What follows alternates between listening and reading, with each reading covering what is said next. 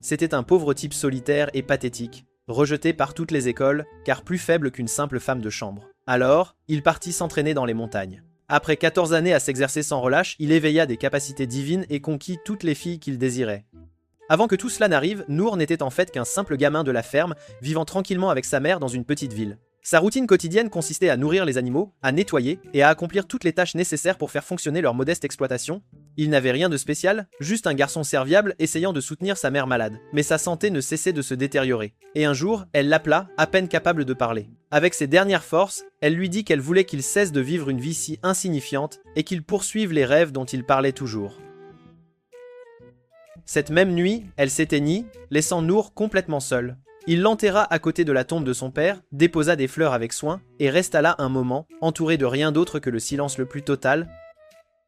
Après cela, il retourna dans sa maison vide et tenta de s'occuper à la ferme, même si chaque recoin de l'endroit lui rappelait ses parents.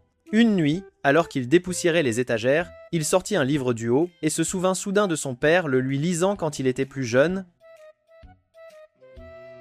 Il parlait d'aventuriers, de héros incroyablement courageux, dotés d'une bravoure insensée, qui parcouraient le monde, affrontaient le danger de front et protégeaient toujours leurs amis. Assis là, tenant le livre, Nour se souvint de ce que sa mère lui avait dit avant de mourir. Cela le frappa de plein fouet. Il réalisa qu'il ne pouvait pas rester bloqué au même endroit pour toujours. Alors il prit sa décision. Il quitterait le village le matin même et se dirigerait vers la capitale pour tenter de devenir un aventurier. Mais avant de partir, son plan génial fut de jeter une énorme pile de foin dans l'enclos des animaux, pensant qu'il la mangerait lentement jusqu'au jour de son retour, peu importe quand cela arriverait. Il fit un dernier adieu aux tombes de ses parents, saisit son petit sac et commença à marcher vers la capitale. Une fois arrivé en ville, il chercha aussitôt la guilde des aventuriers. Il la trouva assez facilement, mais au moment où il entra, le maître de guilde le regarda, ce petit garçon chétif, et le chassa comme une vulgaire crotte de chien. Nour, désespéré, mentionna que ses deux parents étaient décédés. Cela adoucit un peu le maître de guilde, alors il décida au moins de le guider. Il expliqua que Nour ne pouvait pas simplement devenir un aventurier. Il lui fallait des compétences, de l'entraînement et un véritable talent. Alors il envoya Nour aux écoles d'entraînement royales pour apprendre quelque chose avant de s'inscrire. Nour commença par l'école des épéistes. Mais après 3 mois entiers, la seule chose qu'il maîtrisa fut la parade. Un seul mouvement.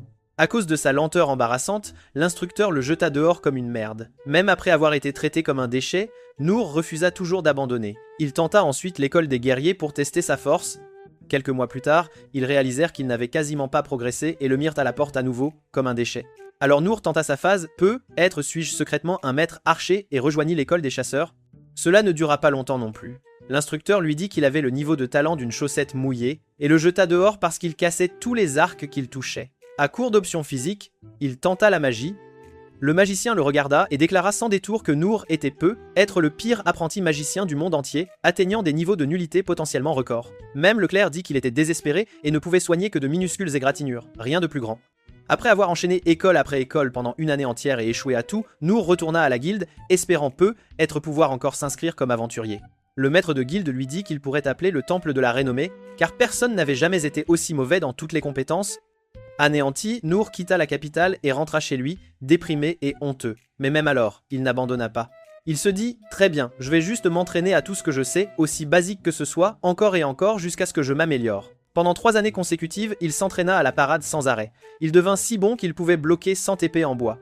Mais il ne put toujours pas apprendre une seule nouvelle compétence. Il s'entraîna si intensément que les épées en bois continuaient de se briser dans ses mains. 10 années supplémentaires s'écoulèrent. 10 ans d'entraînement obsessionnel. À ce moment-là, Nour pouvait parer 1000 épées à la fois, mais n'avait toujours aucune capacité supplémentaire. Pourtant, il se sentait assez fort pour réessayer, alors il quitta sa petite ferme triste et retourna à la guilde des aventuriers.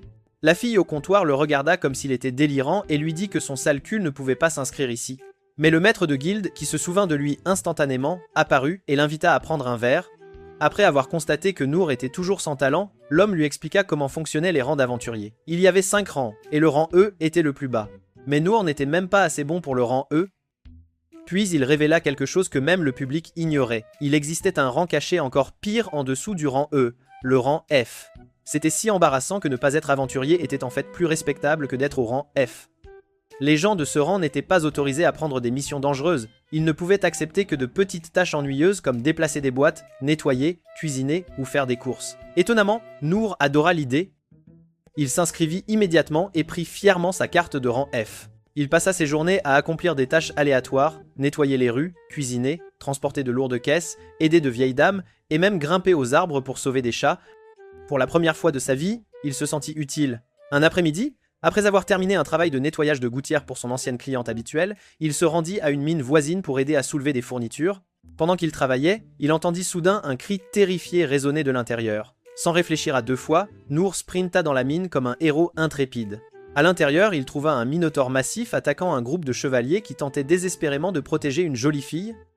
Les chevaliers étaient anéantis, projetés comme des poupées de chiffon, tandis que la jeune fille fixait le monstre. Acceptant sa mort, Nour saisit les rochers les plus proches et commença à les lancer sur le minotaure juste pour le distraire. Puis il ramassa une épée, utilisant la seule technique qu'il avait maîtrisée, et commença à parer les attaques du monstre. Lorsque le minotaure chargea la jeune fille, Nour sauta devant elle et bloqua l'attaque à nouveau, même si l'épée se brisa dans ses mains. Les vieilles paroles de son père résonnèrent dans son esprit. Les vrais aventuriers risquent tout pour les autres. Avec seulement la garde brisée restante, Nour concentra toute sa force dans une dernière parade. D'une manière ou d'une autre, il réussit à dévier le coup mortel du minotaure, envoyant sa hache voler. La lame tourbillonna dans les airs et trancha net l'énorme tête du monstre. La jeune fille tenta de lui parler, mais il s'éloigna simplement en silence, pensant qu'il avait à peine survécu en combattant une grosse vache. Il ne réalisa même pas qu'il avait tué un monstre mortel. Les chevaliers se précipitèrent pour aider la jeune fille, stupéfaits par ce qui s'était passé, tandis que Nour errait simplement en ville, croyant qu'il avait encore besoin de plus d'entraînement. De retour dans la grotte, Lady Linenberg, la fille qu'il avait sauvée, était assise là, choquée, rejouant le moment dans sa tête. Bientôt, une autre jeune fille, Inès, se précipita à l'intérieur, s'excusant encore et encore car elle était censée protéger Lady Linenberg, mais avait complètement échoué. Lady Linenberg la réconforta, disant que tout allait bien. Après tout, elle voulait devenir aventurière un jour, et si elle ne pouvait pas se défendre, alors elle n'était pas encore prête. À ce moment-là, un chevalier nommé Dalkin arriva pour ramener la princesse chez elle. Le lendemain matin, le prince Ryan rencontra Dalkin et lui raconta en détail ce que Lynn avait dit. Il expliqua qu'il n'y avait aucune chance que ce minotaure se soit simplement égaré dans la zone. Il avait forcément été invoqué intentionnellement. Des monstres comme ça ne se promènent pas simplement dans les environs. Ils vivent normalement, profondément, très profondément, dans les niveaux inférieurs du donjon où seuls les fous s'aventurent. Dalkin est d'accord avec sa supposition et ajoute une autre information importante. Un mage de haut niveau nommé Okon examina l'anneau utilisé pour appeler le Minotaure, et la signature magique qu'il portait provenait de la nation magique connue sous le nom de Daridus. En entendant cela, Ryan eut instantanément une bonne idée de qui était probablement derrière toute cette affaire, mais au lieu de se lancer dans ce sujet, il le mit de côté pour plus tard. Pour l'instant, il était plus curieux d'autre chose. Il demanda à Dalkin s'ils avaient réussi à retrouver le guerrier fou qui avait détruit le Minotaure en quelques secondes seulement, comme si de rien n'était. Dalkin dit que leur groupe d'opérations spéciales secret avait tenté de suivre le gars, mais selon eux, il avait littéralement disparu sur place, juste devant leurs yeux, comme s'il s'était évaporé dans l'air. Pendant que Ryan se tracassait pour savoir qui pouvait être ce mystérieux tueur de monstres, Nour entra tranquillement dans la guilde des aventuriers, comme si c'était un jour ordinaire. Le maître de guilde le repéra immédiatement et se précipita vers lui. L'air inquiet, il demanda à Nour s'il allait bien, puisque personne ne l'avait vu nulle part après l'apparition du monstre la veille. Nour expliqua qu'aussitôt qu'il avait remarqué qu'il était suivi, il avait décidé de rentrer chez lui au lieu de traîner. Il s'excusa d'avoir disparu et d'avoir inquiété le maître de guilde. Le maître de guilde commença à s'étendre longuement sur la terreur qu'inspirait cette bête de classe démoniaque, expliquant que seul un héros véritablement fort devrait être capable d'abattre un monstre de rang A comme celui-là. Pendant ce temps, Nour se tenait là, pensant qu'il avait juste eu de la chance et que ce n'était pas si grave. Grâce à son enfance à la ferme, il croyait honnêtement n'avoir combattu qu'une sorte de vache géante enragée et non un monstre légendaire de donjon. Après lui avoir fait tout un discours sur la folie de la situation, le maître de guilde remit à Nour son argent de récompense pour avoir accompli la tâche. Mais, avant que Nour ne puisse partir discrètement, Lynn apparut soudainement à l'entrée. Elle dit à tout le monde qu'elle avait dû utiliser une compétence spéciale de détection juste pour localiser où se trouvait Nour. Au moment où elle commença à lui parler, toutes les personnes de la guilde arrêtèrent ce qu'elle faisait et commencèrent à les observer attentivement. Remarquant tous les regards sur eux, Lynn suggéra qu'ils sortent et dit qu'elle utiliserait un sort de dissimulation afin que personne ne puisse les écouter ou sentir leur présence. Nour était confus quant à la raison pour laquelle tout le monde agissait de manière si rigide et sérieuse autour d'elle, ne réalisant toujours pas qu'elle était en fait la princesse du royaume et une personne vraiment importante. Le maître de guilde se pencha rapidement vers Nour et lui dit discrètement de ne rien dire de stupide, ni de faire quelque chose d'embarrassant. Quelques instants plus tard, Lynn trouva un endroit calme et vide à l'extérieur de la guilde. Elle activa sa magie pour les cacher aux autres, puis se tourna vers Nour pour le remercier comme il se doit. Elle expliqua qu'en arrêtant le Minotaure, il ne l'avait pas seulement sauvé, il avait en fait sauvé toute la ville d'un désastre. Nour, cependant, n'avait toujours aucune idée de l'ampleur de l'événement. Dans son esprit, il n'avait fait que combattre une bête déchaînée, et d'une manière ou d'une autre, n'était pas mort. Il s'excusa même d'être intervenu pendant la bataille et dit qu'elle aurait probablement pu s'occuper du monstre elle-même avec ses pouvoirs de mage s'il n'avait pas interféré. Lynn insista sur le fait qu'elle était vraiment reconnaissante, puis demanda poliment s'il accepterait de venir rencontrer son père, le roi. Nour refusa immédiatement de manière respectueuse, lui disant qu'elle n'avait vraiment pas à le récompenser ou à faire quoi que ce soit de plus. Mais Lynn ne l'entendait pas de cette oreille. Elle dit qu'elle devait faire quelque chose pour le remercier et lui offrit de lui donner tout ce qu'il voulait. Quand il refusa à nouveau, elle commença à devenir émotive et têtue. Elle ne bougerait pas et n'abandonnerait pas tant qu'il n'aurait pas dit oui. Finalement, Nour soupira et accepta de rencontrer son père, mais il lui dit de ne plus lui faire de cadeaux ou de faveurs en plus de cela. Peu de temps après, ils atteignirent l'immense palais de sa famille. Nour prit un moment pour contempler l'immense endroit, choqué par la taille gigantesque du domaine comparé à sa petite vie de ferme. Après s'être un peu remis, Lynn le conduisit à l'intérieur du palais. En chemin, ils croisèrent Inès. Lynn expliqua que Nour était la personne qui lui avait sauvé la vie et demanda à Inès où se trouvait son père actuellement. Après avoir salué Lynn, Inès lui dit que le roi était en réunion avec Ryan en ce moment. Pendant qu'elle parlait, Inès lança à Nour un regard perçant et mortel qui ressemblait à un avertissement. Néanmoins, elle proposa de les escorter plus profondément dans le palais. Alors qu'ils descendaient le couloir, ils rencontrèrent un chevalier narcissique nommé Gilbert qui s'aimait clairement un peu trop. Il pointa immédiatement sa lance droit sur son visage et exigea de savoir qui était ce type inconnu. Inès dit à Gilbert d'arrêter de faire le dur et de laisser tomber son attitude agressive puisque Nour était l'invité personnel de Lynn. Mais alors qu'il passait devant lui, elle murmura discrètement à Gilbert qu'il devrait les accompagner au cas où il finirait par devoir renvoyer Nour chez lui dans un cercueil. Au même moment, dans la salle d'audience, Ryan expliquait la situation au roi Clay. Il dit que Darius a très probablement orchestré l'attaque contre Lynn parce qu'on leur avait refusé l'accès aux précieuses reliques à l'intérieur du donjon. Le roi Clay dit que Darius essaie clairement de semer le trouble et de potentiellement déclencher une guerre entre les nations. Juste à côté d'eux, Lynn entra dans la pièce avec Nour derrière elle. Toutes les personnes présentes s'agenouillèrent et montrèrent leur respect envers le roi, mais Nour s'approcha simplement de Clay et dit qu'il n'était venu que parce que Lynn le lui avait demandé. Clay s'approcha de lui saisit le bras, le remercia sincèrement d'avoir sauvé la vie de sa fille. Il demanda ensuite à Nour s'il désirait quelque chose, un souhait, une récompense ou une faveur spéciale. Comme d'habitude, Nour tenta de rejeter toutes les offres et dit qu'il avait déjà assez et n'avait besoin de rien de spécial. Après y avoir réfléchi, Clay se retourna et saisit une grande épée de forme irrégulière derrière le trône.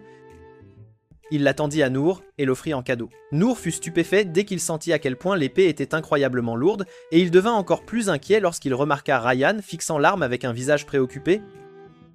Alors Nour demanda si cette épée était une sorte d'artefact important.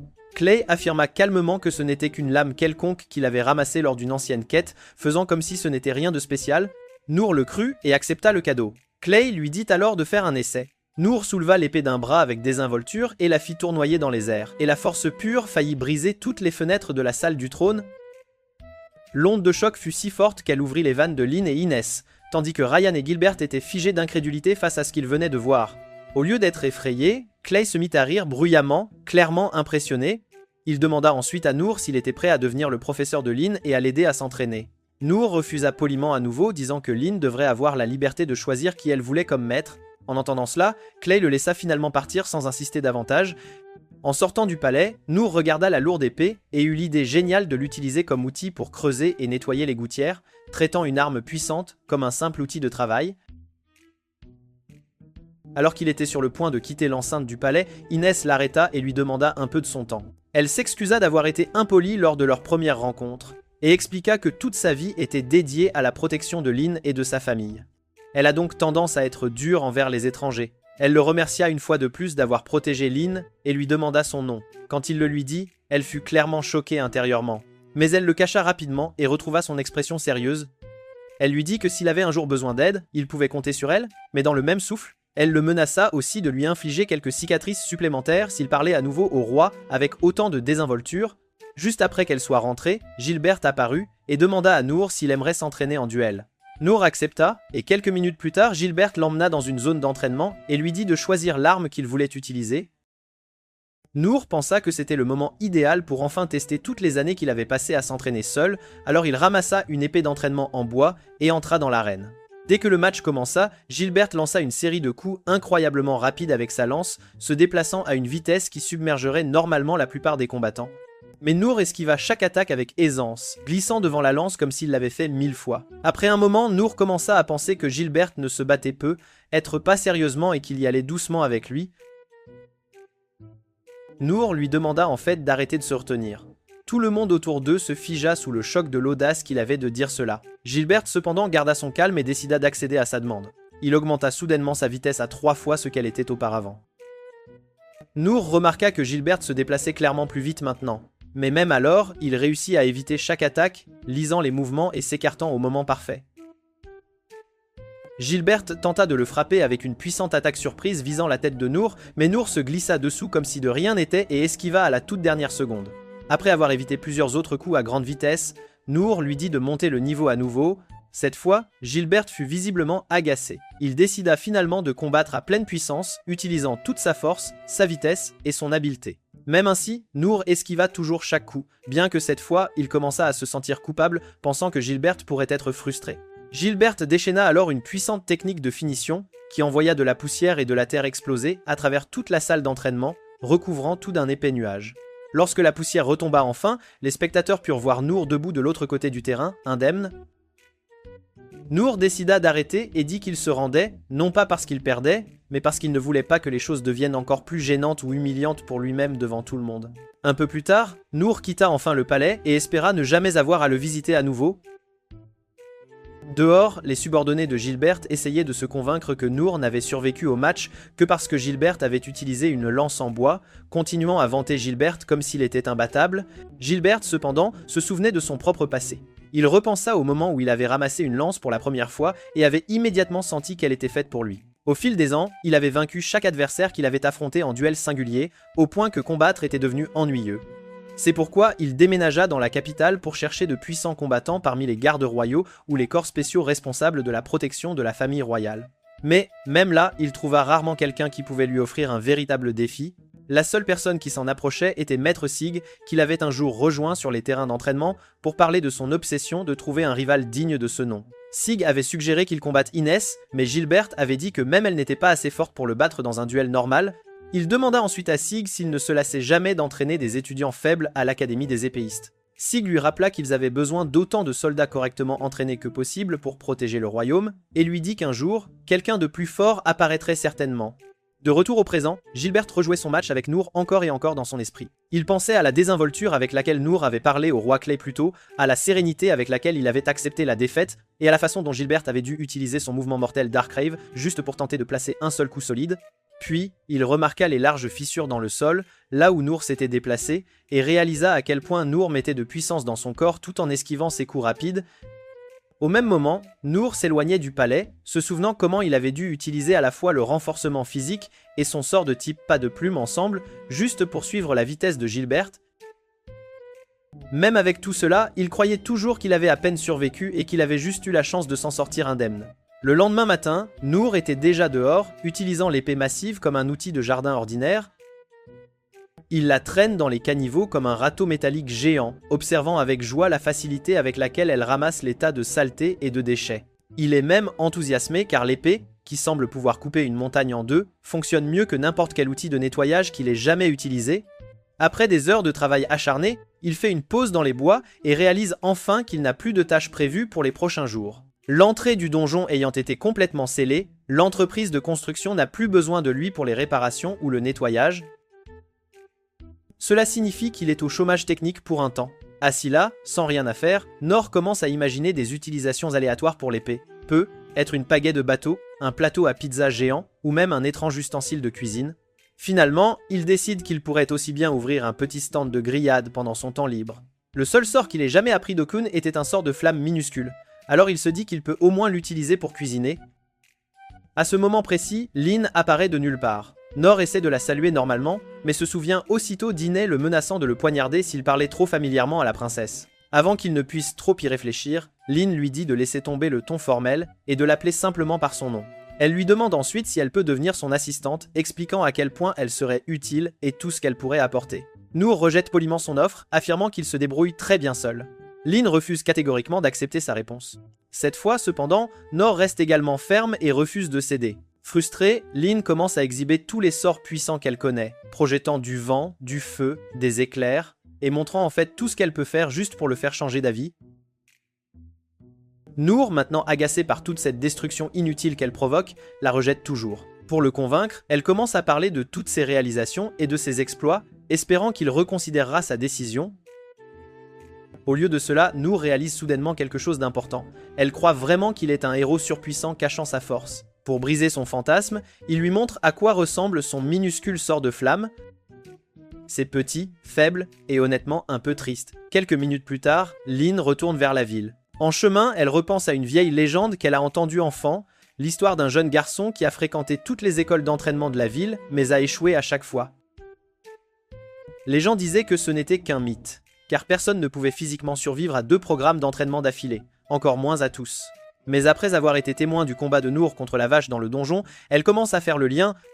Elle se remémore aussi un instant d'il y a des années où Okun lui avait montré la version la plus puissante du sort de flamme minuscule.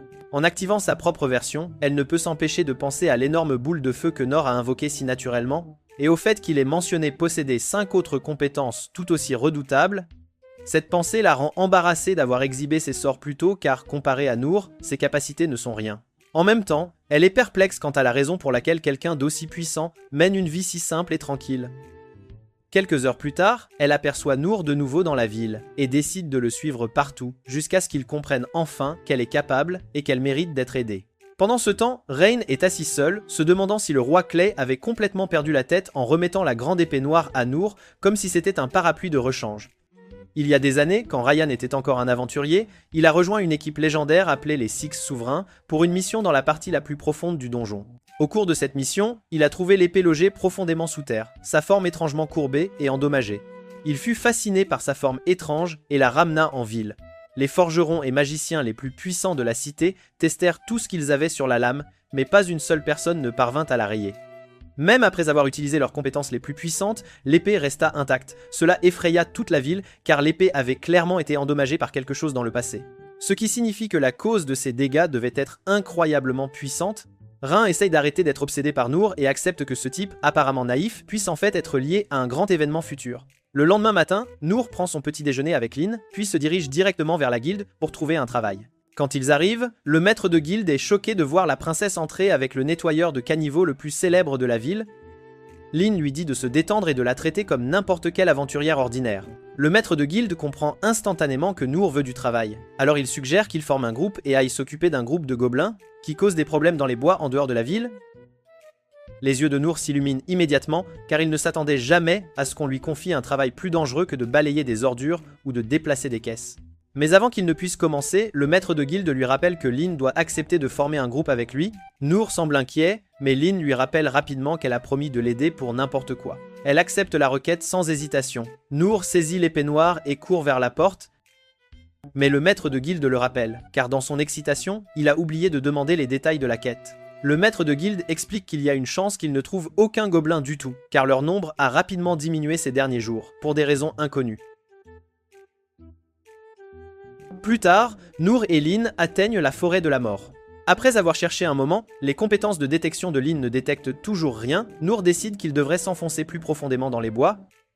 Quelques minutes plus tard, Lin s'arrête soudainement et dit qu'elle a senti la présence d'un monstre puissant juste devant. Mais seulement pendant une fraction de seconde, Nour décide immédiatement d'aller vérifier. Ils aperçoivent quelque chose qui bruisse dans les arbres. Un instant plus tard, un gobelin gigantesque, de la taille d'un géant, en sort. Lin se souvient immédiatement de l'empereur gobelin, une expérience magique ratée qui a muté l'espèce et l'a transformée en un monstre avec lequel personne ne devrait s'amuser. Quand Nour lui dit de se concentrer et de se préparer, elle décide de suivre son exemple. L'empereur gobelin commence à arracher des arbres adultes du sol et à les lancer comme des lances. Nour bloque chacun d'eux en utilisant sa compétence de parade, tandis que Lin le bombarde avec ses sorts les plus puissants, mais le monstre se régénère à une vitesse folle. Lin réalise le problème. Tant que la pierre de mana incrustée dans son front reste intacte, le gobelin se régénérera sans fin. Nour lui dit d'utiliser son sort d'explosion de vent pour le propulser directement vers le monstre. Lin hésite, lui disant que l'explosion déchirera son corps. Nour lui dit de lui faire confiance et de se concentrer sur l'épée. Lin déclenche l'explosion de vent. Noor est projeté avec une force terrifiante, perdant presque connaissance à cause de la vitesse pure. Au dernier moment, il retrouve sa concentration, part la prochaine attaque du gobelin et frappe la pierre de mana, la faisant sortir de sa tête. Pendant que le monstre perd le contrôle et se débat de douleur, Lyn saisit la pierre. Noor lui dit alors de l'achever rapidement pour qu'il ne souffre pas. Elle brûle lentement le gobelin jusqu'à ce qu'il ne reste plus rien. Plus tard, Rain entend tout et s'inquiète de nouveau. Les membres du corps secret expliquent comment l'empereur gobelin a réussi à se cacher pendant plusieurs jours et révèlent que la pierre de mana provenait probablement de la sainte théocratie de Mithra. Cela effraie Rain encore plus, car le royaume possède déjà des mages d'élite qui auraient dû détecter une magie aussi puissante immédiatement. Pendant que la discussion se poursuit, Noor et Lyn retournent à la guilde pour tout rapporter. Le maître de guilde écoute leur histoire et suppose que Lyn a fait tout le travail, tandis que Noor se contentait de regarder de derrière. Mais quand Noor décrit la taille du gobelin et parle du monostome, le maître de guilde commence à se demander s'ils ont réellement combattu un gobelin normal. Il demande ensuite des preuves, s'attendant au reste du monstre. Noor explique qu'ils ont dû le brûler entièrement en cendres. Des heures plus tard, Ryan lit de multiples rapports de citoyens se plaignant d'événements étranges se produisant autour du royaume. Après avoir étudié chaque rapport attentivement, il réalise que la nation rivale de Daritas a déjà commencé à infiltrer le royaume. Il ordonne au corps secret d'enquêter immédiatement sur les zones affectées et leur commande également de convoquer les 6 souverains. Alors qu'il s'élance, Rain s'inquiète encore plus, sachant qu'ils ne sont pas préparés au chaos massif qui est sur le point de frapper le royaume. Après que Noor et Lyn aient terminé leur première mission de monstre, le maître de guilde leur a donné de l'argent supplémentaire comme petite récompense. Avec cet argent, ils ont dîné ensemble. Lyn a dévoré sa viande grillée comme si c'était la meilleure chose qu'elle ait jamais goûtée, fredonnant presque de bonheur.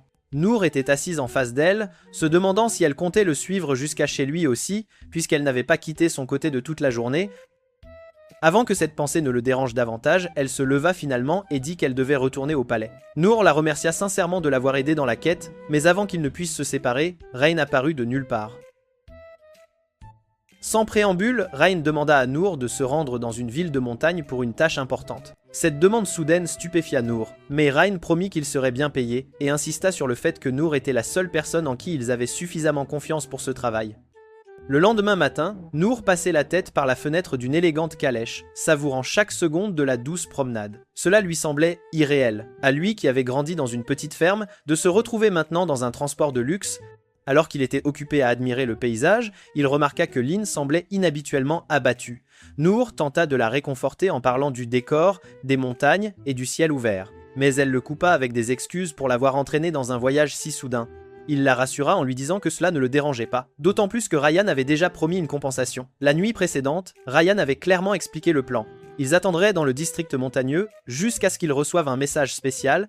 Ce message déciderait s'ils rentraient chez eux ou continuaient plus profondément dans la sainte théocratie de Mythil. Lyn, toujours tendue, s'inquiétait de ce qui pouvait se passer dans la capitale. Inès lui dit immédiatement de ne pas paniquer et promit de la protéger quoi qu'il arrive. Rain avait également dit à Inès de les rejoindre. Son raisonnement était simple. Si Daritas attaquait le royaume et que les choses tournaient terriblement mal, Lyn devait être loin du danger. Après un certain temps sur la route, ils s'arrêtèrent près d'un ruisseau tranquille pour faire une pause. Nor s'assit sous un arbre pour se détendre. De nulle part, Inès s'assit à côté de lui et s'excusa de nouveau de l'avoir impliqué dans une mission si dangereuse. Noor écarta l'idée d'un geste, lui disant qu'elle n'avait pas besoin de s'inquiéter autant. Il ajouta en plaisantant qu'il pourrait toujours s'enfuir si quelque chose tournait mal. Inès lui dit qu'il n'y aurait pas besoin de courir car elle pourrait le protéger avec son bouclier. Cela piqua sa curiosité, il ne l'avait jamais réellement vu se battre. Pour lui répondre, elle invoqua son bouclier divin juste devant ses yeux, une barrière lumineuse qui rayonnait d'une puissance brute. Elle expliqua calmement que presque rien au monde ne pouvait la briser. Noor étudia le bouclier de près et se souvint de ce que Lyn lui avait dit sur les capacités insensées de Gilbert. Cela lui fit réaliser à quel point ils étaient tous vraiment puissants. Il loua Inès, honnêtement, mais son compliment la ramena à son passé, un souvenir douloureux de l'époque où elle vivait dans un orphelinat et avait accidentellement blessé une amie proche parce qu'elle ne pouvait pas contrôler ses propres pouvoirs. Une guérisseuse nommée Sain sauva la vie de la jeune fille. Et après, Okun révéla la vérité. Son pouvoir était assez fort pour détruire des nations entières si jamais elle perdait le contrôle. À cause de ce danger, Dandol, le légendaire maître des boucliers, la prit sous son aile et l'entraîna pendant des années. Il y a quelques jours, Noor a mentionné le nom de Dandol, et cela a rappelé à Inès comment Dandol parlait d'une certaine personne pendant les missions. Elle se sentait jalouse parce que Dandol admirait tant cette personne inconnue. Mais quand Noor est arrivée au palais avec Lynn, elle a finalement compris qui devait être le favori de Dandol, et la jalousie a pris tout son sens. Une fois leur pause terminée, ils ont continué le voyage. Noor remarqua un étrange motif dans les hautes herbes et le signala. Inez le rejeta d'un revers de main, mais Lynn vérifia et ordonna instantanément à la calèche de s'arrêter. Le motif bougeait. Elle lança un sort de révélation, déchirant un camouflage magique qui frappa un énorme dragon noir juste devant eux. Au même moment dans la capitale, le chaos éclata. Des monstres commencèrent à apparaître à travers le royaume. Un soldat se précipita dans le bureau du roi Clay, paniqué, rapportant que les créatures attaquaient partout. Rhin lui dit de se concentrer sur l'évacuation des civils, tandis que les aventuriers et les Six souverains géraient les combats. Après le départ du soldat, Clay admit que Daritas ne bluffait pas. Ils essayaient clairement de détruire le royaume en dispersant leurs forces. Ryan se sentit au moins soulagé de savoir que Lynn n'était pas en ville pendant l'attaque. De retour sur le terrain, un jeune garçon marchant à côté du dragon s'effondra lorsque le sort de Lynn brisa le sceau magique. Sans réfléchir, Noor sprinta vers lui et se plaça entre le garçon et le dragon en colère. Inès lui cria de revenir. Mais Noor refusa, levant son arme pour bloquer le coup. Inès dit rapidement à Lynn d'utiliser sa vision magique. Quand Lynn l'activa, elle se figea. Le garçon n'était pas humain, c'était un démon. Rhin avait récemment expliqué que les démons contrôlaient autrefois de puissants monstres et avaient presque anéanti la sainte théocratie de Mitra. À cause de cela, les humains avaient chassé les démons presque jusqu'à l'extinction. En pensant à ces événements sanglants, Lynn réalisa pourquoi un enfant démon mènerait un dragon noir vers le royaume. Le dragon déchaîna une explosion mortelle de brume empoisonnée. Rhin, qui était plus éloigné, fut immédiatement pris dedans. Le poison fondait tout ce qu'il touchait, le vidant de sa vie. Lynn tenta de courir vers lui, mais Inès la bloqua avec son bouclier et expliqua que personne ne survivait au poison de dragon noir à bout portant. Le dragon se gonfla pour une autre attaque. Inez étendit son bouclier pour protéger Lynn et s'excusa silencieusement auprès de Noor de ne pas pouvoir tenir sa promesse de le protéger lui aussi. L'une des griffes du dragon s'abattit contre le bouclier. À travers la lueur chatoyante, Inez vit Noor toujours debout, toujours en train de se battre, toujours en train de bloquer. À ce moment-là, elle comprit enfin pourquoi Dandol le respectait, mais Noor atteignait ses limites. Après plusieurs autres affrontements, le monstre le maîtrisa et le projeta au sol. Noor gisait là, épuisé et à peine conscient, acceptant silencieusement qu'il pourrait enfin retrouver ses parents dans l'au-delà. Au même moment, le jeune démon Rollo se laissa emporter par des souvenirs d'il y a des années. Il se rappela avoir été jeté dans une prison sordide avec d'autres démons, vivant de restes de pain insipides et de tout ce que les gardes leur jetaient. Un jour, lors de la lutte quotidienne pour la nourriture, il fixa accidentellement un garde trop longtemps. Le garde le traîna dans une autre cellule et le battit jusqu'à ce qu'il vomisse du sang. Quand Rollo rassembla le courage de demander ce qu'il avait fait de mal, le garde perdit le contrôle et le frappa plus fort, lui disant que les démons n'avaient pas le droit de parler. Au fil du temps, les humains utilisèrent Rollo et les autres démons comme des punching balls pour évacuer leur colère. Finalement, Rollo débloqua la capacité de lire dans les pensées. Quand les gardes découvrirent sa nouvelle capacité, ils le battirent encore plus par peur. Plus tard, le même garde captura un dragon noir et força Rollo à le guider vers Clay. S'il réussissait, les prisonniers démons recevraient un meilleur traitement. S'il échouait, la torture serait pire que tout ce qu'il avait affronté. Pendant le voyage, le sort de Lynn détruisit accidentellement le sceau magique contrôlant le dragon, le faisant attaquer avant que Rollo ne puisse reprendre le contrôle. Terrifié à l'idée d'échouer et de causer plus de souffrance à son peuple, Rollo accepta que la mort serait être plus facile, mais un humain s'interposa entre lui et le dragon, Nor. Rollo regarda, stupéfait, Nor encaissait le poison de plein fouet, puis utilisait un minuscule sort de guérison pour les purifier tous les deux. Même quand le dragon continuait à cracher du poison, Noor le protégeait et absorbait la majeure partie des dégâts lui-même. Aucun humain n'avait jamais protégé Rollo. La dernière chose que Rollo vit avant que Noor ne s'effondre fut quelqu'un risquant volontairement sa vie pour un démon qu'il n'avait même jamais rencontré. Bien avant tout le chaos actuel, Noor cherchait encore comment survivre seul après avoir échoué à tous les examens d'aventurier qu'il avait passés. N'ayant rien d'autre à faire, il s'aventura dans la forêt pour chercher des herbes afin de pouvoir cuisiner quelque chose de simple pour le dîner. Il finit par faire bouillir le tout ensemble pour en faire une soupe maison, fier de lui d'avoir réussi la recette. Mais juste après avoir mangé quelques bouchées, sa vision se brouilla et il s'effondra dans une flaque de son propre sang. C'est alors qu'il réalisa qu'il avait cueilli une herbe extrêmement vénéneuse. Sans son minuscule sort de guérison, le maintenant constamment juste au-dessus de la mort, il aurait disparu au matin. Quand le soleil se leva enfin, Noor se força à ramper jusqu'au ruisseau, lavant le poison du mieux qu'il put. Pendant sa convalescence, il trouva un petit manuel que sa mère avait créé quand il était enfant. Il y était listé quelles plantes étaient sûres et lesquelles étaient mortelles. Même s'il se sentait encore malade, il ne se reposa pas. Il surmonta son inconfort et continua sa routine quotidienne d'entraînement. La chose étrange était que son corps se sentit soudainement normal à nouveau, bien plus vite qu'il n'aurait dû. Curieux, il retourna dans la forêt pour cueillir plus d'herbes. Mais en cueillant des plantes, il marcha sur une fleur vénéneuse, la même qui avait failli le tuer, et un serpent épineux venimeux jaillit et s'accrocha à sa jambe. Nour s'évanouit presque instantanément. Quand il se réveilla sur le sol, il découvrit que non seulement il avait survécu, mais que le venin avait complètement disparu de son système. Plus tard ce jour-là, il fit rôtir le serpent sur un feu et le mangea, réalisant alors seulement quelque chose d'insensé. Son corps avait en quelque sorte développé une immunité au poison. Au lieu d'être reconnaissant ou de remercier le ciel, Nor fit ce que seul Nor ferait. Il continua de tester jusqu'où son corps pouvait aller. Il laissa d'autres serpents le mordre, mangea des insectes venimeux, but des liquides toxiques et consomma délibérément des matériaux dangereux, comme un fou faisant des expériences sur lui-même. Après des mois de cette habitude insensée, il découvrit qu'il pouvait supporter presque n'importe quel poison. Seules des doses extrêmement fortes le mettaient KO pendant quelques minutes.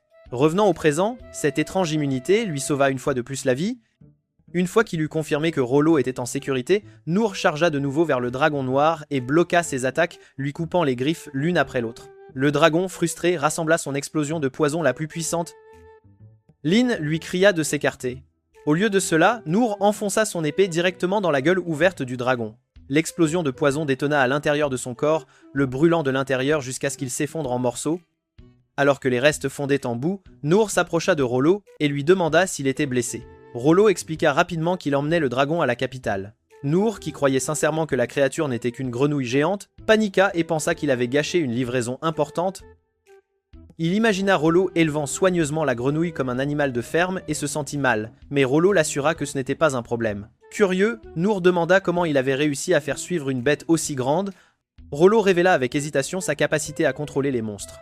Il s'attendait à ce que Nour s'enfuit ou l'attaque, mais au lieu de cela, Nour s'illumina, comme s'il venait d'entendre la chose la plus cool du monde. Il qualifia la compétence de Rollo d'incroyable et commença à divaguer sur toutes les choses que quelqu'un avec un tel pouvoir pourrait faire. Rollo, confus, lui rappela que les démons comme lui possédaient couramment cette capacité et demanda pourquoi Nour n'avait pas peur. Nour ne comprit sincèrement pas la question. Après tout, pourquoi aurait-il peur? Rollo expliqua doucement que les démons étaient généralement craints ou détestés, mais Nour lui dit simplement que quelqu'un avec ses pouvoirs pourrait être extrêmement utile aux gens, ce qui frappa Rollo émotionnellement bien plus fort que n'importe quelle correction qu'il ait jamais subie. Rollo se mit à pleurer et demanda si quelqu'un comme lui pouvait réellement être utile. Nour s'avança pour le réconforter, mais Lyn arriva soudainement, la panique dans les yeux. Elle ne comprenait pas comment Nour était encore en vie, car le poison du dragon noir était censé être impossible à survivre.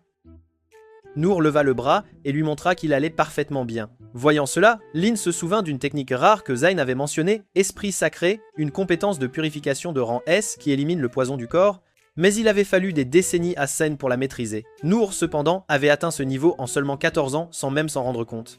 Quand Nour lui demanda de vérifier l'état de Rollo, Lyn s'inquiéta de ce qu'il était. Nour suggéra d'emmener Rollo avec eux dans la calèche, mais Lyn et Inez refusèrent immédiatement, car les démons étaient trop dangereux. Nour insista, refusant de laisser Rollo derrière. Inez regarda de plus près et réalisa que Rollo n'était pas dangereux, il ressemblait à un esclave affamé. Lyn réalisa aussi qu'elle le jugeait sur des rumeurs plutôt que sur des faits. Après avoir vu son état fragile de près, elle accepta qu'il devait l'aider. Mais Inez expliqua qu'il ne pouvait pas l'emmener dans la sainte théocratie de Mitra, car les démons y étaient bannis depuis longtemps. Alors qu'ils essayaient de trouver un plan, un mercenaire aux yeux bandés nommé Zadou apparut. Il demanda à Rollo pourquoi il n'avait pas terminé sa mission. Nour demanda rapidement si c'était lui qui avait forcé Rollo à s'occuper du dragon, mais Zadou répondit qu'il n'était qu'un travailleur engagé, il était seulement venu récupérer Rollo. Nour ne comprit pas avant que Zadou ne mentionne nonchalamment que le corps sans vie de Rollo rapporterait une généreuse récompense. Avant que Nour ne puisse réagir, Zadou se jeta sur lui. Nour bloqua l'attaque et exigea une explication. Zadou dit qu'il comptait faire une faveur à ses clients en tuant Rollo lui-même et en livrant le cadavre. Il attaqua encore et encore, mais Nour bloqua chaque coup sans faille. Lyn regardait, incrédule, incapable de suivre leurs mouvements. Inez tira Lyn en arrière, réalisant qu'ils étaient face à quelqu'un bien au-delà de leur niveau. Zadou tenta de sauter par-dessus Nour pour atteindre Rollo, mais Nour l'intercepta, brisa son épée et le repoussa. Zadou prit un moment pour réfléchir, puis décida que Nour devait mourir en premier. Avec une vitesse terrifiante, il frappa Nour assez fort pour l'envoyer rouler sur le sol. Nour sentit la différence instantanément, cet adversaire n'était pas comme les monstres qu'il avait affrontés auparavant. Zadou déchaîna un torrent de coups, poussant Nour sur la défensive. Noor en bloqua autant qu'il put, mais il était clair que c'était le combat le plus difficile qu'il ait jamais mené.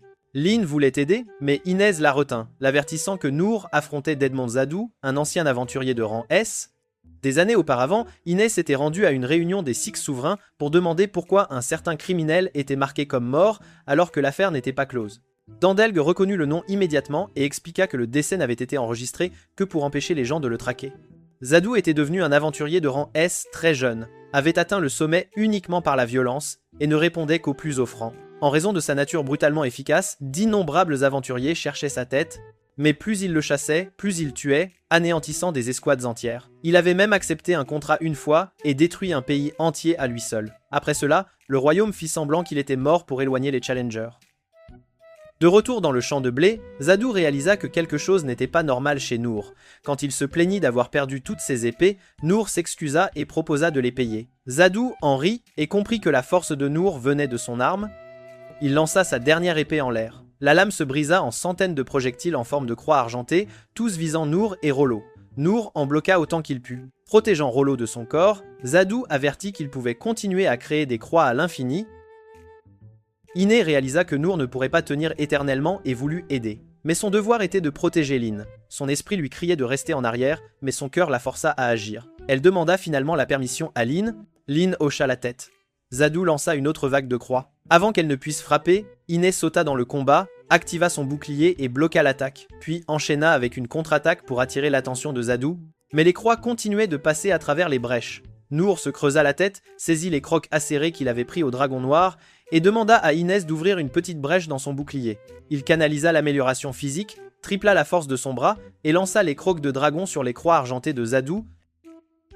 Chaque collision brisait instantanément les projectiles. Zadou apparut soudainement derrière Inez, visant à lui poignarder l'œil, mais Noor bondit et bloqua le coup, demandant poliment si Zadou pouvait cesser d'attaquer par derrière. Zadou remarqua alors que son arme la plus puissante se brisait en deux. Choqué, il demanda de quoi était faite l'épée de Noor, puis attaqua de nouveau. Après plusieurs minutes, sans réussir à placer un seul coup et ayant perdu toutes ses lames, Zadou recula.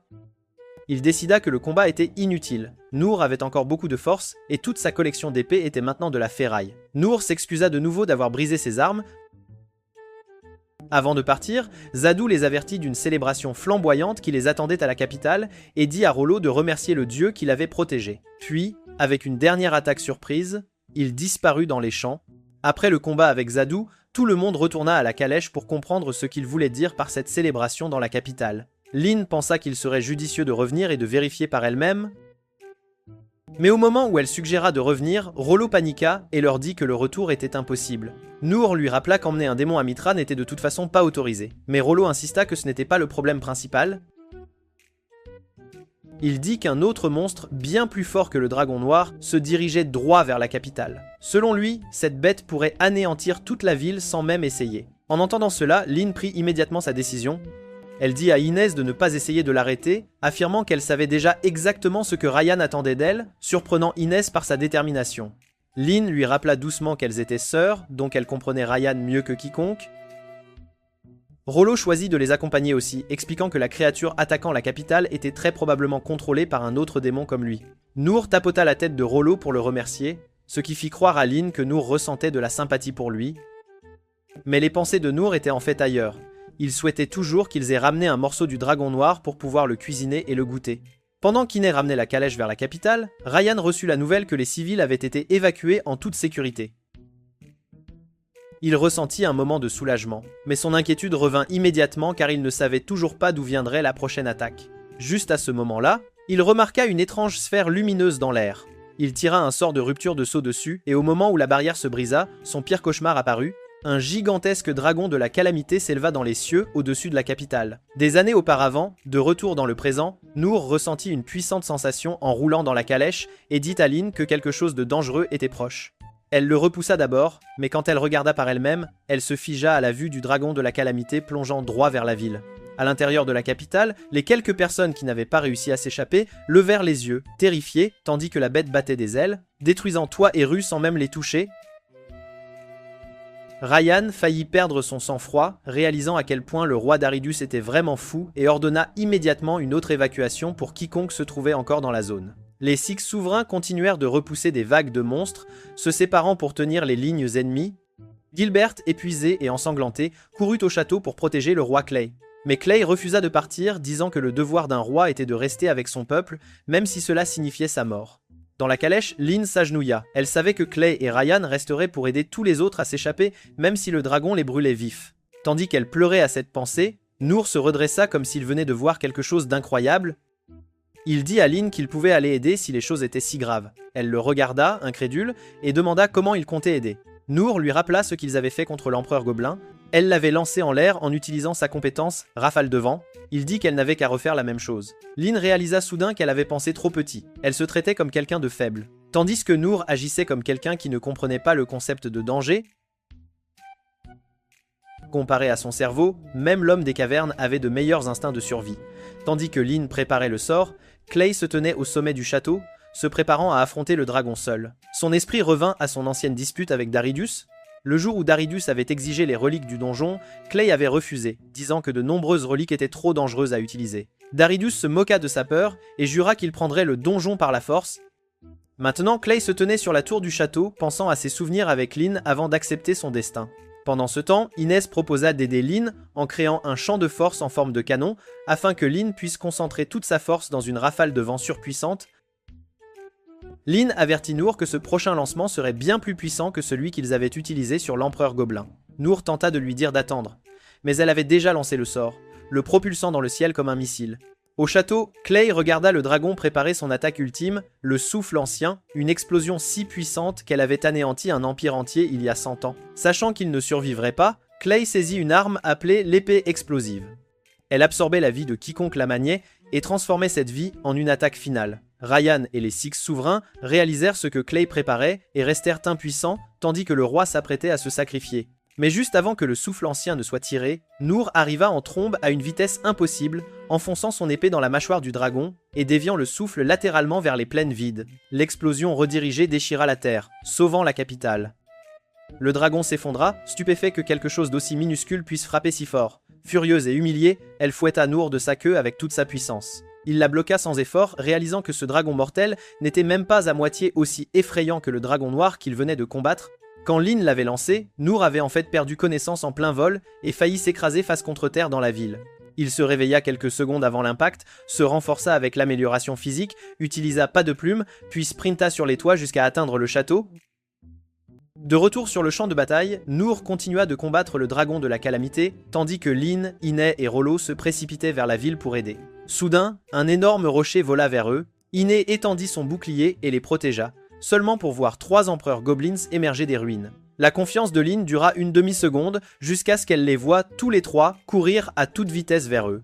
Juste avant qu'ils n'atteignent le groupe, Rollo paniqua et utilisa inconsciemment sa capacité de contrôle des monstres pour les figer sur place. Lynn attaqua immédiatement, gelant chaque gobelin solidement. Iné enchaîna en transformant son énergie en une lame massive et les brisa en morceaux. Lynn regarda Rollo après, se demandant s'il comprenait même à quel point il était vraiment puissant. Ses mains tremblaient, la peur toujours sur son visage. De retour dans les airs, le dragon de la calamité craqua finalement. Noor continuait de briser ses griffes comme si c'était des brindilles. Elle s'envola et tenta de déchaîner un autre souffle ancien. Noor dévia le rayon de nouveau d'un seul coup, choquant Clay et chaque soldat qui le vit. Le dragon hurla, non de douleur, mais d'embarras parce que Noor ne reconnaissait même pas sa puissance. Elle tenta de lui arracher la tête de frustration, mais il bloqua ses mâchoires et ébrécha une de ses dents. Le dragon s'effondra devant lui, complètement épuisé, complètement vaincu. Réalisant qu'elle ne voulait plus se battre, Noor baissa son arme et s'assit calmement à côté d'elle. Après tout ce qu'elle avait détruit, il pensa que mettre fin à sa vie équilibrait tous les dégâts qu'elle avait causés. Mais la voyant se rendre, il décida de se reposer un instant avant de décider quoi faire ensuite. Juste après que le dragon eut cessé de bouger, Lynn, Inez et Rollo atteignirent enfin Noor. Ils coururent vers lui avec des visages inquiets, mais Noor se leva et leur dit que tout allait bien. Il remercia même Rollo d'avoir aidé à calmer le dragon. Rollo parut confus et demanda ce que Noor voulait dire. Noor dit simplement qu'il pensait que Rollo avait utilisé ses pouvoirs de monstre pour faire arrêter le dragon, car il n'y avait aucune chance qu'une créature aussi énorme se fige sans raison. Mais Rollo lui dit qu'il n'avait vraiment rien fait. Noor se souvint comment Rollo avait dit un jour que les gens craignaient ses pouvoirs, alors il pensa que Rollo le niait pour éviter de les effrayer. Noor fit semblant de le croire, puis demanda s'il pouvait dire au dragon de s'envoler. Iné l'avertit que laisser partir un monstre dangereux était risqué, et Lynn dit qu'il devrait probablement achever le dragon pour être en sécurité. Mais Nour refusa. Il dit que la créature avait déjà abandonné, donc la blesser maintenant était inutile. Après y avoir réfléchi, les autres furent d'accord. Rollo dit finalement qu'il pourrait essayer de lui parler, mais les monstres n'écoutent généralement que leur vrai maître. Nour lui dit de ne pas s'inquiéter, et dit que Lynn et Inès n'avaient pas du tout peur de son pouvoir. Se sentant un peu mieux, Rollo s'approcha du dragon et lui parla. Quand il revint, il dit que le dragon ne voulait suivre que son maître, et qu'en ce moment, son maître était Nour. Lynn et Inès furent choqués, mais Nour pensait toujours que Rollo plaisantait. Il demanda de nouveau si le dragon pouvait rentrer chez lui. Le dragon sauta en l'air. Mais avant qu'il n'aille loin, un laser géant le fit tomber du ciel. Tout le monde se figea, tandis que le dragon s'écrasait dans les montagnes. Au loin, le roi d'Aridus regarda la scène et sourit. Il baissa les yeux vers la capitale et invoqua toute sa puissance, se préparant à détruire tout ce qui restait. Son esprit revint à la veille, quand son général lui montra leurs nouvelles armes de haute technologie. Tandis que Daridus se vantait d'anéantir le royaume de Clay, un chevalier nommé Randus le supplia d'arrêter, disant que la guerre n'apporterait rien de bon. Daridus l'ignora et le repoussa d'un coup de pied, affirmant que rien ne pouvait l'empêcher de voler les reliques du donjon. De retour au présent, Nour et les autres se précipitèrent vers le dragon tombé. Rollo suggéra de vérifier s'il était encore en vie. Tandis qu'il s'approchait, Daridus remarqua enfin le groupe. Il ne se souciait pas du tout de Nour, ses yeux se fixèrent plutôt sur Lynn et Inès. Après avoir appris qu'Inès faisait partie des légendaires protecteurs de la famille royale, il s'excita et ordonna à ses hommes de leur tirer dessus avec le blaster à plasma. Les soldats activèrent le canon et un rayon massif fut tiré vers le groupe. Lynn attrapa Rollo et sauta dans un fossé. Inès leva son bouclier divin et tenta de le bloquer, mais même elle luttait. Juste au moment où le rayon était sur le point de percer, Nour s'interposa avec l'épée noire et trancha l'attaque en morceaux. Un général confus dit à Daridus qu'ils avaient probablement raté leur coup. Daridus leur cria de tirer de nouveau. Pendant qu'ils préparaient un second tir, Nour prit un moment pour évaluer la taille de leur armée. Il demanda à Inès ce que les soldats prévoyaient. Inès dit qu'il ne s'arrêterait pas avant que la capitale ne soit complètement détruite et suggéra de retourner auprès de Ryan pour se regrouper. Lynn demanda à Nour s'il voulait aussi battre en retraite. Nour ouvrit la bouche pour dire « Oui, fuyons !» Mais avant qu'il ne puisse finir, Lynn supposa qu'il voulait se battre à ses côtés. Elle se tint droite, pensant que Nour ressentait la même chose. Soudain, Inès vit une autre pluie de rayons plasma se diriger vers eux. Elle bloqua les tirs avec son bouclier. Voyant cela, Daridus recula et dit à ses soldats de s'assurer que le groupe ne s'en sortirait jamais vivant. Nour réalisa qu'il n'y avait qu'un seul moyen d'aider les autres à s'échapper, il devait distraire toute l'armée. Alors il décida de courir comme il le faisait des années auparavant quand il chassait le miel sauvage. Il dit à Lynn et Inès de profiter de l'occasion pour s'enfuir. Au lieu de cela, Lynn utilisa son sort de rafale de vent et le lança en l'air avant même qu'il n'ait fini de parler. Nour vola à travers le ciel, bloquant les tirs en plein air. Il atterrit juste devant plus d'1 millier de soldats et balança son épée si vite qu'elle fit tomber toutes les armes de leurs mains en même temps. Daridus ne put que fixer, incapable de comprendre ce qu'il voyait, tandis que Nour sprinta à travers le champ de bataille, tournant autour des soldats, faisant tomber leurs armes et brisant leur équipement. Bientôt, des épées pleuvaient d'en haut comme des gouttes de pluie métallique. Ce n'est qu'alors que Daridus reconnut Nour, le personne qu'il avait ignoré plus tôt. Nour marcha vers Daridus, mais le roi tenta de s'échapper. Puis il se souvint qu'il portait une armure faite d'orochalcum, l'un des métaux les plus solides qui existent. Il ramassa son épée, espérant pouvoir se battre. Nour ne le regarda même pas. Au lieu de cela, il courut devant lui et lança tous leurs canons et blasters en l'air pour les détruire aussi. Les armes qui tombaient faillirent écraser Daridus, qui s'effondra sur le sol en tremblant. Nour revint et laissa tomber l'épée noire devant lui. En voyant l'épée noire, Daridus se souvint que c'était la même arme derrière le trône de Clay, celle que Clay avait besoin de ses 2 mains pour soulever. Nour l'utilisait comme une pelle jouet. Cette pensée fit craquer Daridus mentalement. Nour se pencha à bout de souffle, essayant de se détendre pour que Daridus ne pense pas qu'il allait le tuer. Mais Daridus ne vit qu'un démon se préparant à lui arracher l'âme. Il grimpa rapidement sur un cheval et s'enfuit aussi vite qu'il put. Quelques instants plus tard, le corps de Nour céda finalement. Après avoir combattu sans arrêt et s'être trop poussé, il commença à s'effondrer. Avant qu'il ne touche le sol, Mian et Dandelg apparurent, abattant les derniers soldats. Un peu plus tard, Gilbert arriva enfin sur le champ de bataille et se figea en voyant le désordre que Nour avait créé. Toute l'armée avait été anéantie, et Nour l'avait fait seul. Juste après, Sig s'approcha aussi, remercia calmement Nour d'avoir sauvé le royaume, puis rejoignit Gilbert pour achever les soldats qui rampaient encore. Zayn remarqua cela et soupira, disant à Okun qu'il avait spécifiquement dit à Sig de ne pas les tuer. Okun haussa les épaules et lui rappela que s'il ne s'était pas défendu, Daridus aurait complètement détruit la capitale. Zen insista toujours sur le fait que capturer les soldats et les interroger aurait été plus intelligent. Mais quand il vit l'expression inquiète d'Oken, il dit maladroitement qu'il plaisantait. Oken appela ensuite un groupe de mages pour piéger les troupes ennemies restantes.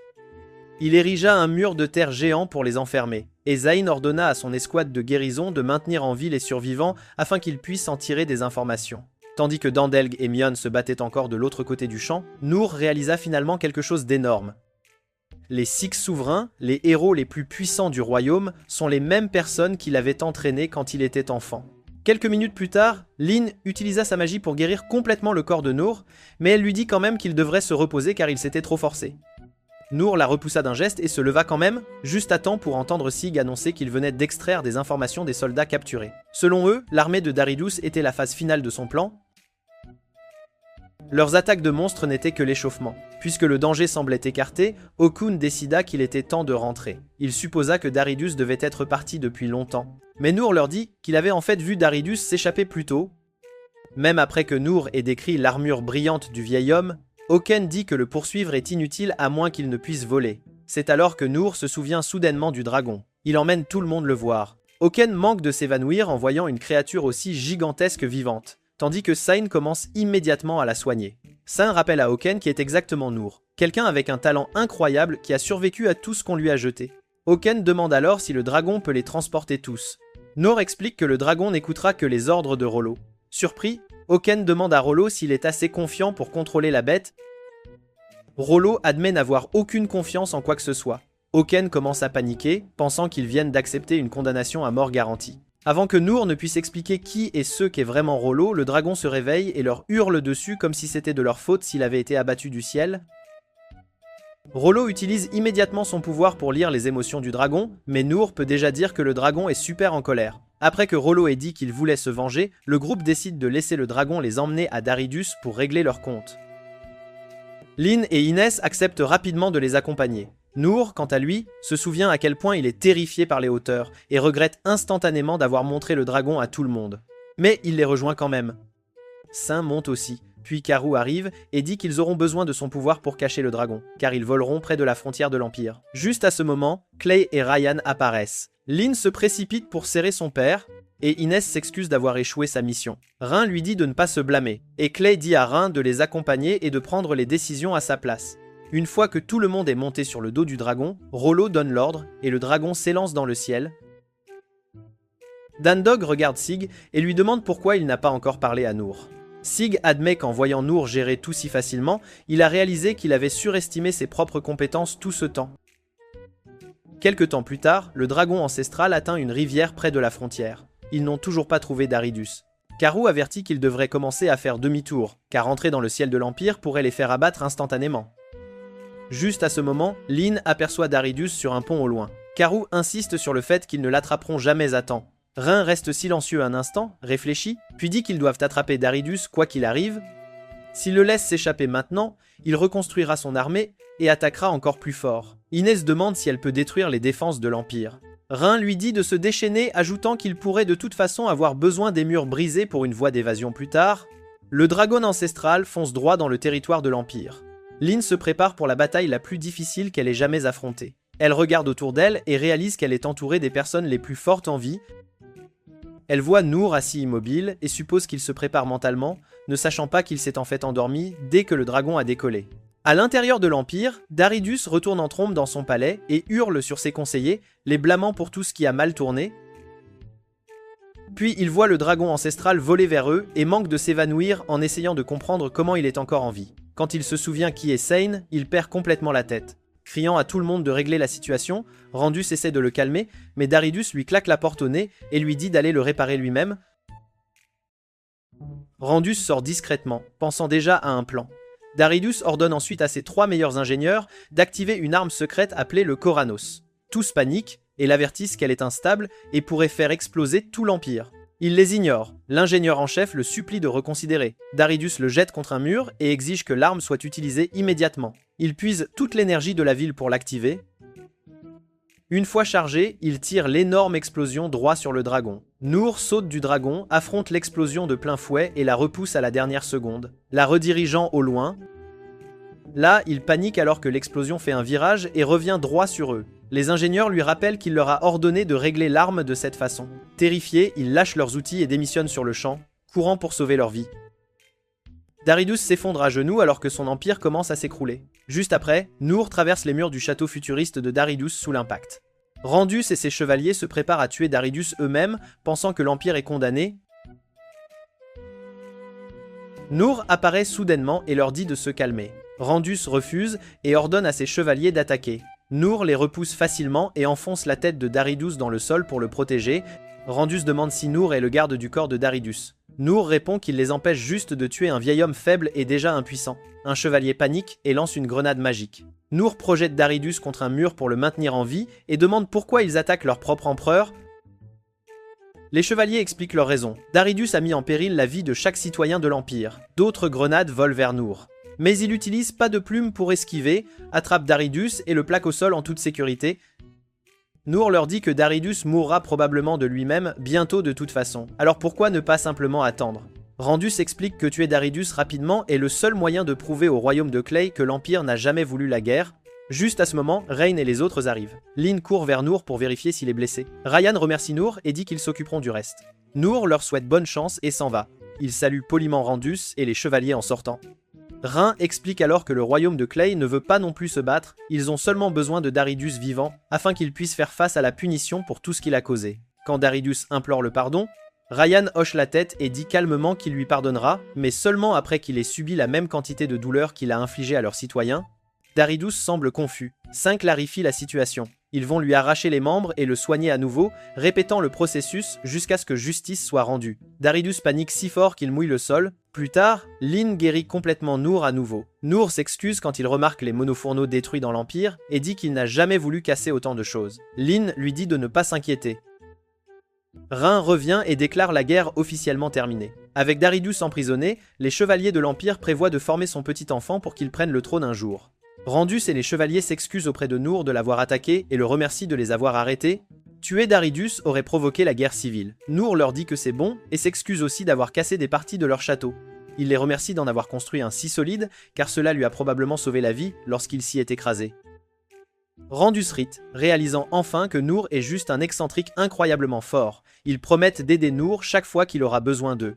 Juste à ce moment, Rollo s'approche et dit que le dragon ancestral est fatigué de rester dans l'Empire, alors tout le monde se dit au revoir, monte sur son dos et rentre chez soi. Après que tout le monde soit enfin rentré à la maison, Clay a immédiatement appelé Nour et lui a demandé de choisir la récompense qu'il voulait. Mais, comme toujours, Nour a poliment dit qu'il n'avait besoin de rien. Clay a continué d'insister, alors Nour a réfléchi un instant et a mentionné Rollo. Il a demandé à Clay si Rollo pouvait vivre dans le royaume comme un citoyen normal et être pris en charge correctement. Clay fut d'abord choqué par la demande, d'autant plus qu'introduire un démon en ville pourrait causer des problèmes avec Mitra. Mais après que Nour ait refusé toutes les autres récompenses et même dit à Clay d'utiliser l'argent pour aider les personnes qui avaient perdu leur maison, Clay éclata de rire et accepta.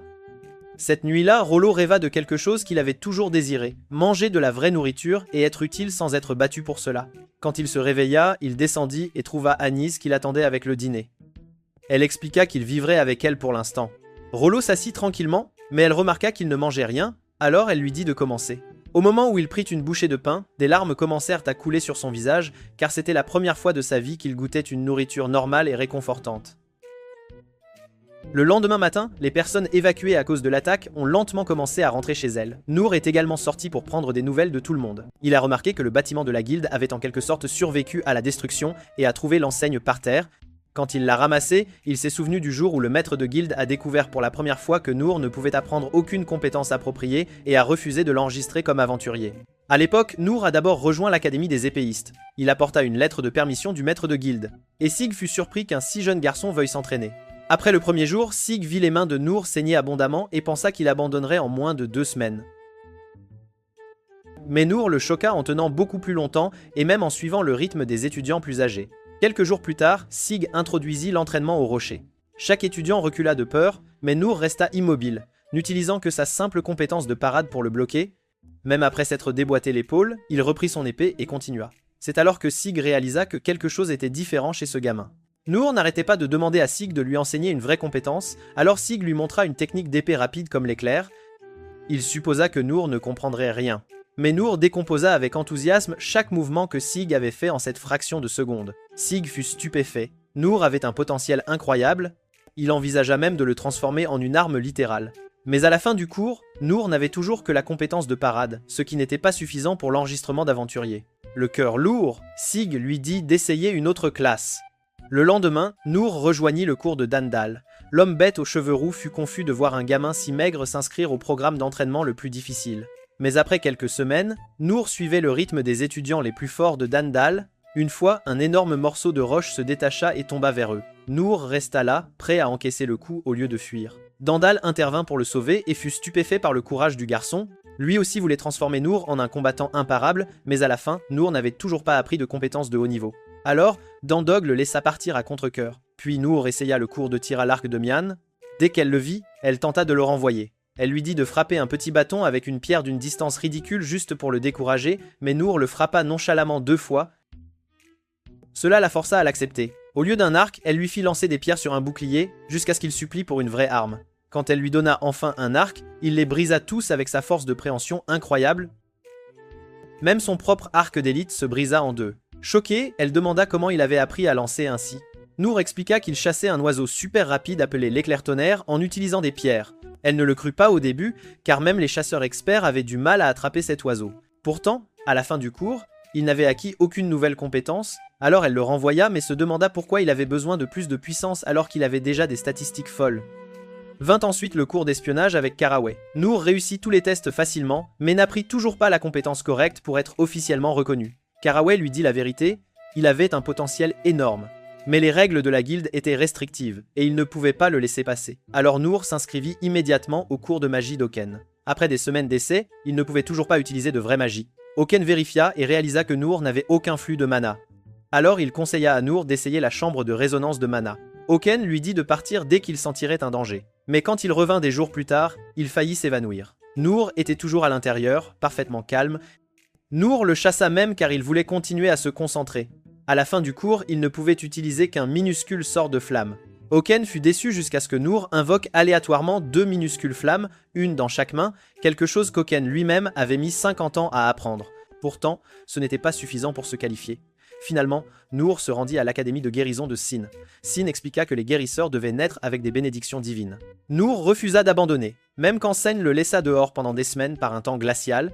Après des mois d'entraînement, Nour n'apprit que la guérison mineure. Sin lui dit que même pouvoir l'utiliser était un miracle. Mais comme ce n'était pas assez puissant pour une licence d'aventurier, il dut aussi laisser partir Nour. Le jour où Nour quitta la ville, Sein convoqua une réunion avec les autres membres souverains. Ils étaient tous contrariés, car ils savaient que Nour pourrait les surpasser un jour. Ils convirent de le récupérer et de l'entraîner ensemble, mais Nour avait disparu de la ville à ce moment-là. De retour au présent, Nour entra dans la guilde et rendit l'enseigne. Après avoir discuté de tout ce qui s'était passé, le maître de guilde lui demanda s'il voulait un travail. L'équipe de construction avait besoin de travailleurs. Alors Nour les rejoignit immédiatement. Pendant qu'il travaillait, il pensa à tout ce qui s'était passé ces derniers jours. Pendant ce temps, Clay et Rain discutèrent de la vraie raison de l'attaque. Ils comprirent que Mithra avait dû aider Daridus car seul Mithra pouvait créer les monolithes utilisés pour contrôler les monstres. Tous deux convinrent que le royaume avait encore d'énormes problèmes à gérer, mais qu'au moins ils avaient les 6 souverains et un aventurier de rang F surpuissant qui ne réalisait toujours pas sa propre force. Le lendemain matin, Lynn arriva sur le chantier de construction distribuant de la nourriture. Quand elle aperçut Nour, elle courut droit vers lui avec du pain frais. Après avoir mangé, Nour sourit et retourna immédiatement aider à reconstruire la ville, sauvant même un autre travailleur des débris qui tombaient. Et c'est ici que cette vidéo se termine. Si vous l'aimez, assurez-vous de vous abonner à notre chaîne pour plus de contenu incroyable comme celui-ci. Et regardez cette vidéo suivante. Jusqu'à une nouvelle,